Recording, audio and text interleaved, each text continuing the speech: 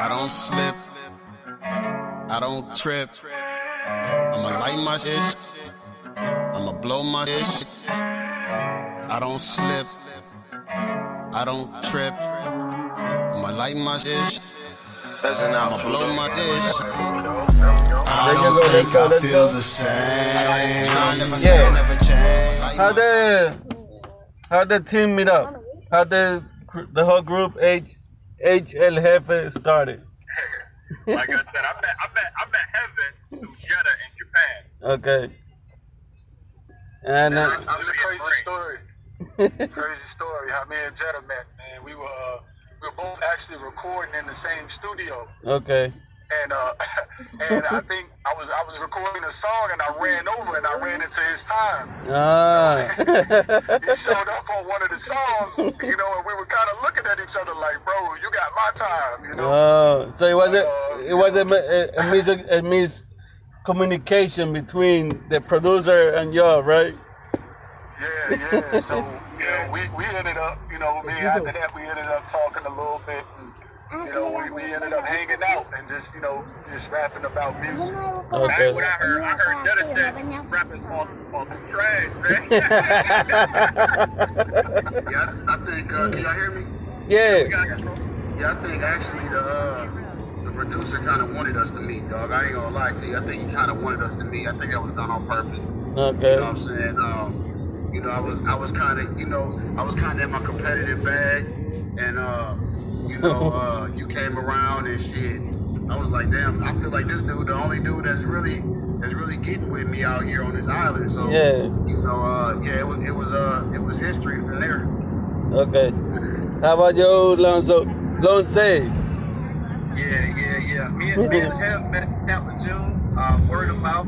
I think some mutual people that we work with had recommended that we work together, and I was engineering and recording a lot of folks. So Hev came through, and man, we just been hitting it off ever since, man. Okay. So what was the first song that you ever recorded as a group?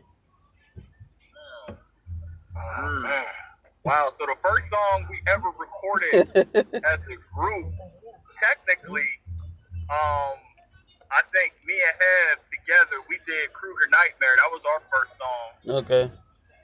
But that was what, in 2003? 2004. Yeah, 2004. Jeddah was there too, though. Jeddah has this whole album moving, man. Woo, he had taken out there with his album. Okay. So I think the question is us as a collective. Yeah. I think it was Paranoid, man. Facts. I think it was Paranoid was the first one we did together. I could be wrong, but I think that was the first one. Alrighty. So basically, we actually, you know what? Here's what happened. This is why it's kind of confusing, because we was like you said, we was in Japan and we were about to get on shift. We had 10 days before we get on shift. Okay. And we said we're gonna do 10 songs in 10 days, and we did it. We put together 10 songs, 10 phenomenal songs too. It was crazy because when we did it, we thought we made the best music that could ever be made, and now, what, 20-something years later, we still putting out bangers. Nice. Your latest album, what did inspire that album? Well, I'll start off and say that when you put 4 unique individuals in a room, and everybody has their own thing where they come to the table with great music and lyrics and just being able to just be dope all in one room. Yeah. It's you have no choice but to come up with a gumbo that's always gonna taste good, sound good. So I think Flames has been something that they've been working on over time. Yeah. And it's built itself to come into where it is right now. It's like a Voltron almost of sorts, if you think of it in that manner. Okay. But that's what I'll be going out a little bit more. You came up pretty much with the concept of the title song. Yeah, well, I think Zay was in the right direction, but we have this thing where the chemistry, the stars and the fucking moon, all this shit lined up correctly, man. And we just make magic, dog. Like, yeah, we kind of just feed off one another. You know what I mean? I really can't explain it, man. I'll tell you what, man. I'll tell you what Hef about to say. You really, what happened was we dropped the Corporate Ladder album. Yeah. And that thing got some burn in Japan, but we didn't, you know what I mean? We didn't really push it as hard stateside. Yeah. So when we hooked up before the pandemic, the thought process was that we were going to create an album that was harder than that last one that we created. Oh. And that was our motivation right there. That this album, we didn't know if we could do it, but we knew that we were going to put forth 100% effort, make this album, you know what I mean, outshine the last one. And when we all put our brain together, man, we came up with this masterpiece. Nice. And what's dope about the whole thing, is we did a mixtape before Switching Lanes album that a lot of people got to hear, the Hjefe mixtape. But technically, we did a mixtape before that doing what we call four-man recording. Like, we didn't really have, it was the pandemic, we didn't really have a studio to get down or nothing like that. We was like using this phones to record songs with a beat playing on a speaker. And a lot of people haven't heard these songs, but it was just, it's like a whole other mixtape of songs that we did. But once we, found a way to record, that's when the album came about. And by then we were ready. We had got our practice in. We was a little bit rusty. Have got us together to knock the rust off. They threw us some beats, and like Jetta said, the rest is history. So what happened with the album, with the mistake before? How that came about? Like, why you guys decide to make a mistake before the album? Just to kind of like put our toe in the water, man, and see what the response was gonna be with the mixtape. And here's the thing, like, kind of go off of what Moose was saying about the poor man recording process. Man, we was doing the poor man recording process and actually making bangers that we was pushing out to just different people and just testing it, and the feedback we was getting was phenomenal. So it was kind of like the same thing with the mixtape, man. The feedback that we got with the mixtape was phenomenal. All right. So there was no reason why we shouldn't have made an album. Okay. Yeah, and then there was some more motivation behind that mixtape too. So like I said, Zay was throwing us beats, and what happened on that mixtape was we said, you know what? Zay got all these beats. Okay. He got all these other beats that we done made songs to. Because the album kind of was coming about and was formulating itself because of the quality of the music, but we also had a bunch of singles that we were just rapping on that was going crazy. So we said, you know what? Let's do a mixtape with all non-Zay beats, to pay homage to our producer / engineer / money man / Mr. Everything for the group. And it was beautiful, Okay. I mean, it went crazy. What's the message? I just want one more piece to add to that with that mixtape. We did throw one of the other producers that we work with, a guy by the name of Wugger. Okay. And like you said, we're throwing all that love to Zay on that. Not just the El Hjefe crew, but Wugger came in and threw a beat in there. But all proceeds went straight back to the El Hjefe LLC. So every beat up there was our beat. We owned all of them. All of them? So, that was another thought process behind the mixtape. Alrighty. So. Hey, shout out to Mo too. You know what I'm saying? Shout out to Mo. We got a song from him up there too. Nice. Man. Zay has been carrying the heavyweight. That's my guy. Salute. Alrighty. So what's the message behind the album? What you wanted to put out there, like the message you wanted to put out there with the album? I can start off with that. So, like, the album is called Switching Lanes, and Jetta came up with the concept. But we have these build sessions where we just talk and just vibe off one another, right? Yeah. And we came up individually with our own 3 concepts that all were pretty much in the same lane. His was ascension, Jetta's was elevation, and mine was progress, right? Okay. And basically, we talking about growth. What we talking about. Yeah. And the album Switching Lanes came about. We was we Yeah. We started out as young bosses, you know, and all of that, and we wanted to go to the next level.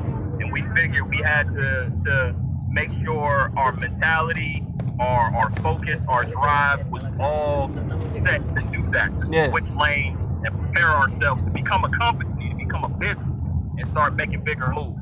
So that's my perspective on it. Any take on that? Anybody else want to answer that?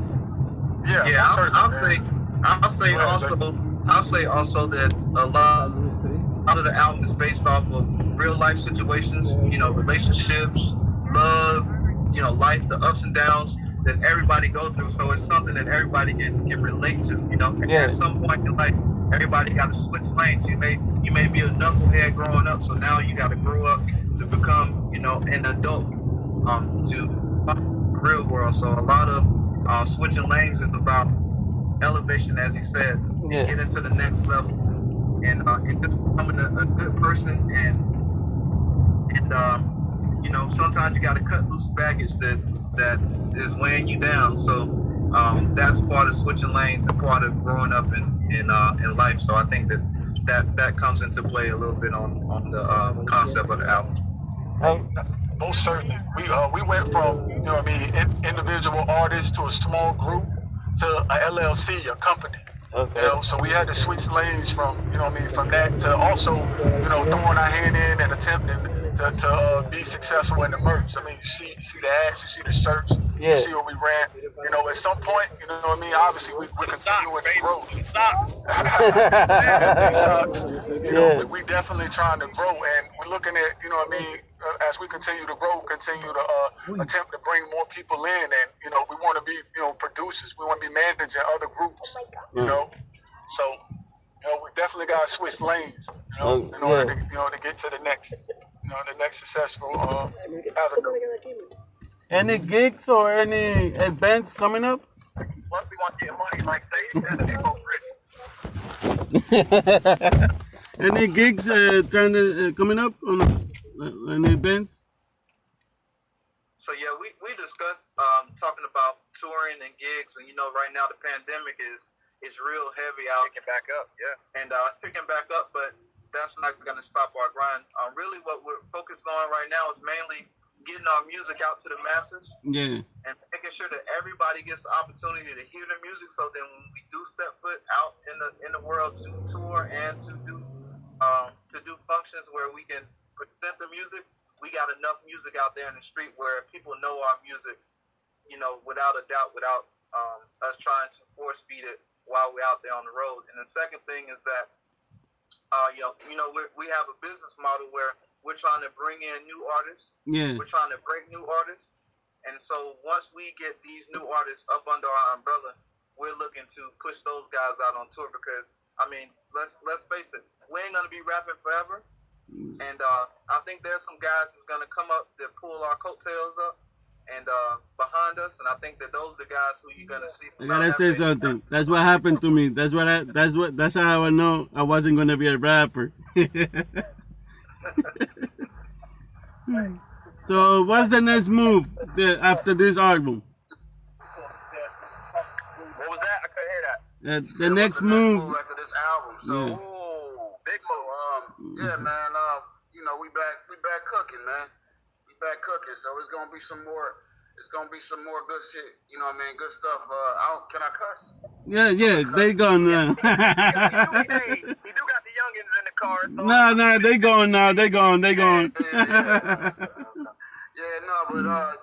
it's back to the lab, man. It's back to the kitchen. Alrighty. But and Jed is absolutely right. You know, I ain't gonna give away too much information. You know, we definitely in discussion about the next project, but we also, like we talking about, you know, working on our business model of, we bring in artists and all of that. Yeah. We starting to expand in regards to our brand and the things that we're putting out there for our fans to also be a part of the El Hjefe experience. You know, exactly. Like, I mean, as you can see, we got our merch and all of that, but it's a lot of big things coming, man. So y'all anybody watching this, just make sure y'all stay tapped in with us, because y'all gonna get to be a part. That's a big thing of what we do. Like we always about fan appreciation, you know, for our mixtape and our album release, I mean, we gave out a lot of prizes. I mean, everything from shirts, hats, sneakers, cash. We gave out a lot of stuff, and it was literally because we wanted to show appreciation for the people who supported us, and it's gonna be even bigger for the people who we bring on to be a part of our company. The amount of time, energy, and effort we put behind those people. So I'm telling you, it's like, you know, Jetta said it, you know, on our album, you know, we're about integrity, we're about morality, we're about taking care of our own, and that's what we do, you know. We're family, not just a company, we're family. I swear, if you're a fan, it's almost like we bring you in and you're a part of the team. Nice. I'm already part of the team. I feel like I'm a part of the team. All right. You're gonna get the exclusive interviews from here on out. All right. Right with us, man. All right. As you name it, man. Mixtapes, single albums, you know what I mean, videos, more merch. You know, made man now. Yeah, thank you guys. What was the process like to writing the whole album together? Man, let me jump in on this one. like the bro said, man, you know, we would have these sessions, and it would go from anywhere. It could be on WhatsApp. It could be, heck, we even had sessions on PlayStation or a video game, and we be talking trash, but in the middle of that, we'll quit the game and just start having, you know, real life conversations, you know, prior to the pandemic. And every conversation that we had, you know what I mean, a slogan came out of it, or, you know what I mean, word for the day, and that pretty much amped us up to make the next song, you know, and it just, man, when we caught fire, just one song landed, and then, you know, one after the other, man, and it seemed like we kept motivating each other, you know, and we just kept pushing that until, man, we had a plethora of songs for the album. A plethora. Yeah, nice. Sounded like Jetta right there. That's a Jetta word, a plethora. Hey, man, like I said, man, you know, we make intelligent street music, man. Like, you know what I mean? We all come from different, you know, parts around the country or whatnot, you know, and we got experience not only, you know, with the military and stuff, but we got experience in the streets, whatever you know what I mean? In the boardroom. We're just able to articulate it differently. That's what kind of like separates us from everybody else, man. So when we get together, it's always a event, you know what I'm saying? And our antennas is always up, because, you know, we gonna say something that's catchy. Somebody gonna say something catchy, man. So and these boys talk fly, man. These boys talk fly. I could tell. We done made whole songs out of a catchphrase sometimes. Like, I mean, everybody done use each other's words. Like, you would think, I got a shirt on that say "Bosses Move Different." Hef said that first, and I made a whole song out of it. Nice. You know, that's how we feed off of each other, man. And it's like Zay said, we come together like Voltron. It's beautiful, man. I was so blessed to meet these brothers. And if I can, real quick, I'm gonna just double back, and I ain't gonna take too long on this. Like, when we first got together, like we were saying, we were in Japan, and I'll never forget. I didn't know they rap.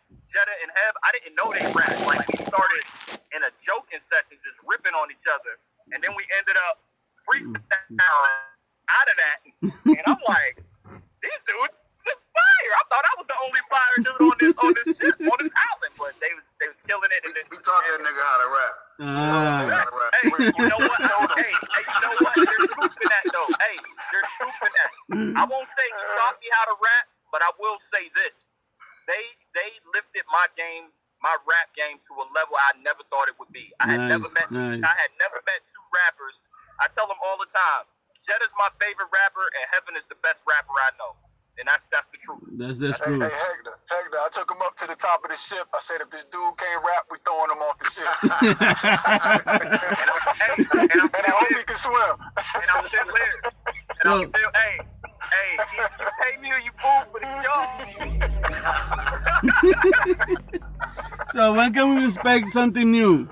The next time we're gonna get something new. Woo! You might want to look out tomorrow. You might want to be on the lookout tomorrow. Okay. We might turn this interview into a freestyle that we drop. Can I get the exclusive? Can I get the exclusive? Man, I mean, we feeding off your energy today. Okay. Can I get the exclusive freestyle? Oh yeah, definitely. We got some stuff in the tuck for you. Alrighty. Can I get it? Yeah. Who's gonna start first? Oh, certain. Who gonna give him a quick 6 bars? Oh, you want a quick couple of bars? I gotta toss it up to the crack. I know you been cooking. Yeah. I'm in cook mode right now. I don't want to hear nothing and then it go platinum off the interview. You never know. You never know. I was gonna go. I let it flow. Hey. I'm ready. I'll put on a show. Nice. Running with my man Hecto. I'm a star, rough. I take it far, rough. And ain't nobody ever gonna know harder. Just real quick off the top. Yeah, nice. Alrighty. I'm gonna make anything you wanna say for the end of the interview. Yeah, I want to say something real quick. I want to say thank you to our fans for sticking with us and checking out everything that we put out in such a short time. I want to say to these brothers, man, thank you all for giving me the opportunity to be in such a league of extraordinary gentlemen.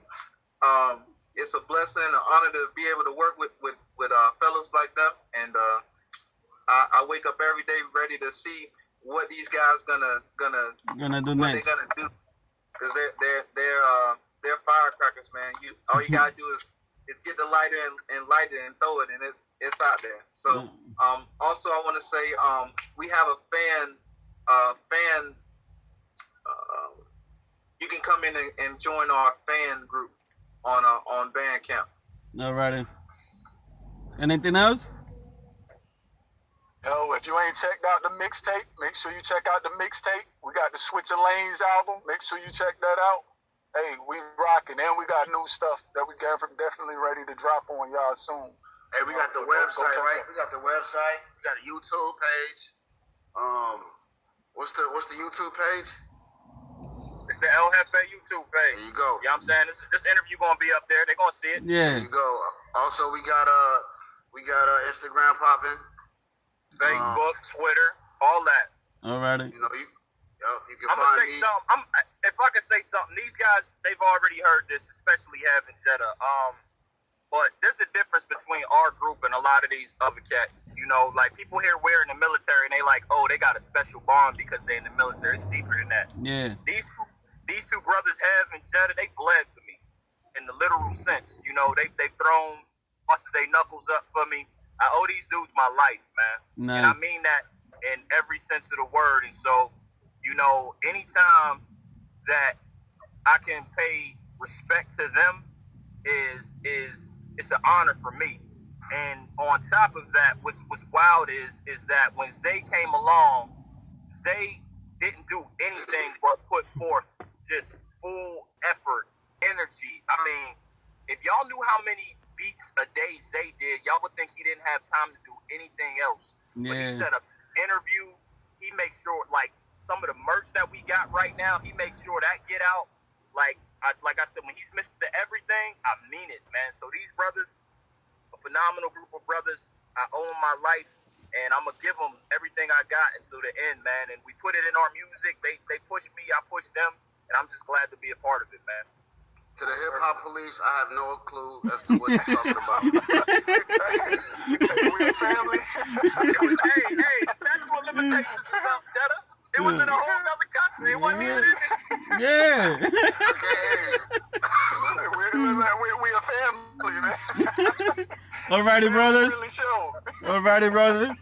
Thank you for having the time for me. I know you guys have something to do. I'm here on my way too, but you already know I always gonna have time for you guys to always speak to me about your latest work. Appreciate it. Hey, I appreciate you, Hector, for having us on. Hey, y'all be blessed, man. Appreciate you. Your family, man. Beautiful family. Thank you so much. You're welcome. You guys always gonna be here with, I'm always going to be here for you guys anytime you need me. Appreciate the honor. Good looking out, Hector. Thank you again. You're welcome. So have a good night, my friends. You too. I'm hot as a helicopter, so I don't pay no mind to these pocket watchers or these car hoppers unless they hella proper. Might let them suck me off in the charger. I don't share bottles, don't want Corona.